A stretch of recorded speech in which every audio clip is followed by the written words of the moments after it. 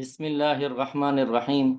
آپ دیکھ رہے ہیں اردو شاعری کے مختلف رنگ، ایک ایسا سلسلہ جہاں لفظ، لہجہ اور معنی ایک ساتھ بولتے ہیں، ایک ایسا سفر جہاں لفظ، لہجہ اور معنی مل کر ایک نیا جہاں آباد کرتے ہیں۔ یہ ایک ایسا سلسلہ ہے جس میں ہم اردو شاعری کے خوبصورت چہروں سے ملتے ہیں، دور قدیم، دور متوسط اور جدید دور کے مختلف رنگوں اور مختلف انداز کے حامل شاعروں کے کلام سے نہ صرف لطف اندوز ہوتے ہیں بلکہ ان کے کلام کے ذریعے اپنے تلفظ کی اصلاح بھی کرتے ہیں۔ ہمیں امید ہے کہ یہ شعر خوانی ان شعراء کے لہجے اور جذبے کو محسوس کرنے کا ذریعہ بنے گی۔ یہاں یہ بات بھی قابل ذکر ہے کہ ہم درست متن کو پیش کرنے کے لیے مختلف کلیات، شاعر کے دیوان اور دیگر مستند کتابوں کا سہارا لیتے ہیں۔ اس لیے دعوے سے کہا جا سکتا ہے کہ یہاں کسی بھی نظم یا غزل کی مستند ترین اور صحیح ترین صورت آپ کے سامنے پیش کی جا رہی ہے۔ آئیے آج کے شاعر اور ان کی تخلیق کی روشنی میں اردو زبان کے دلکش رنگ اور منفرد خوشبو کو محسوس کرتے ہیں، کیونکہ یہی وہ زبان ہے جس کا بولنے والا صرف بات نہیں کرتا بلکہ ہواؤں میں خوشبو بکھیر دیتا ہے۔ جیسے احمد وسیع صاحب نے کہا ہے، وہ کرے بات تو ہر لفظ سے خوشبو آئے، وہ کرے بات تو ہر لفظ سے خوشبو آئے، ایسی بولی وہی بولے جسے اردو آئے۔ آج ہم نے جس صنف کا انتخاب کیا ہے وہ نظم اور نظم میں پابند نظم ہے۔ نظم، آپ جانتے ہیں کہ شاعری کی وہ قسم ہے جس میں شاعر تسلسل کے ساتھ ایک خیال کو پیش کرتے ہیں، اسی لیے اس کا مرکزی خیال اور مخصوص موضوع ہوتا ہے اور ایک خاص عنوان بھی ہوتا ہے۔ پابند نظم نظم جدید کی ایک قسم ہے، لیکن یہ صنف اردو شاعری میں پہلے سے موجود ہے، بس اس کا نام آزاد اور نظم معرہ کے شاعری میں استعمال کے بعد پڑا۔ اس میں بحر اور ردیف اور قافیے کی پابندی ضروری ہے، پھر وہ غزل کے انداز میں ہو، مخمس یعنی ہر بند میں 5 مصرے ہوں، مسدس یعنی ہر بند میں 6 مصرے ہوں، قصیدہ، مرثیہ یا قطع وغیرہ کچھ بھی ہو، یہ سب پابند نظم کی صورتیں ہیں، کیونکہ ان تمام میں ایک ہی موضوع پر شاعر اپنے خیال کو تسلسل کے ساتھ پیش کرتے ہیں۔ جس نظم کا ہم نے انتخاب کیا ہے وہ مسدس ہے، یعنی ہر بند میں 6 مصرے ہیں، اور اس کے شاعر خواجہ عزیز الحسن مجذوب رحمۃ اللہ علیہ ہیں۔ آپ نے علی گڑھ مسلم یونیورسٹی سے تعلیم حاصل کی، سرکاری ملازم رہے، ایک صوفی شاعر اور بزرگ ہیں، ہندوستان کے ایک بڑے عالم اور بزرگ اشرف علی تھانوی کے مرید اور خلیفہ ہیں۔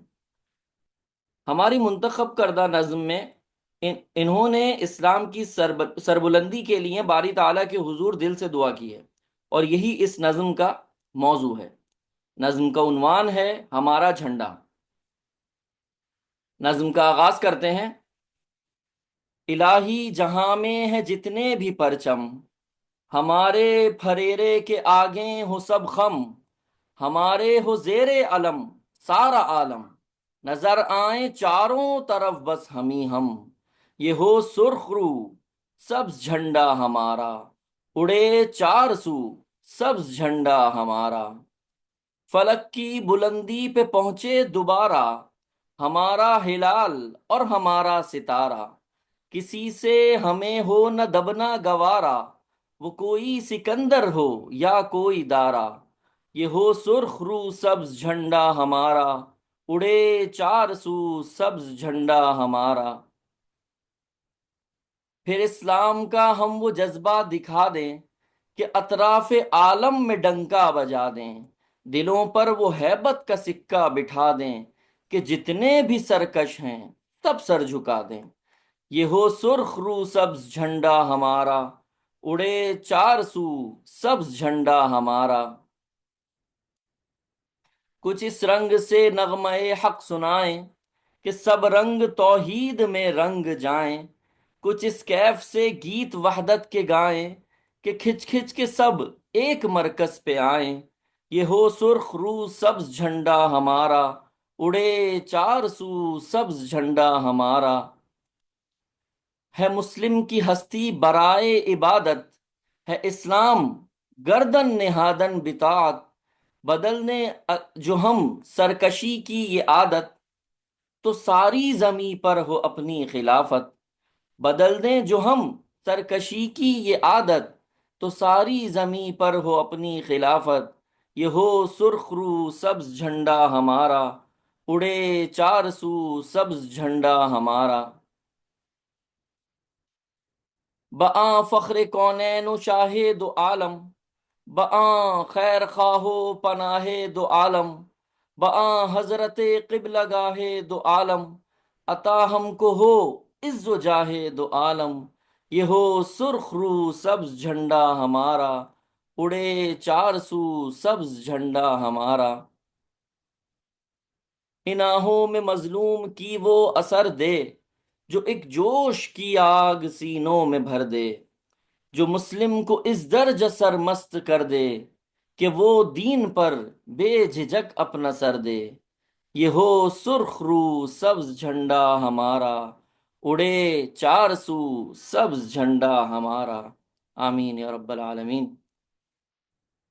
یہ تھا ہمارا آج کا انتخاب، آج کا رنگ، ایک شاعر، ایک لہجہ، ایک احساس اور ایک جذبہ۔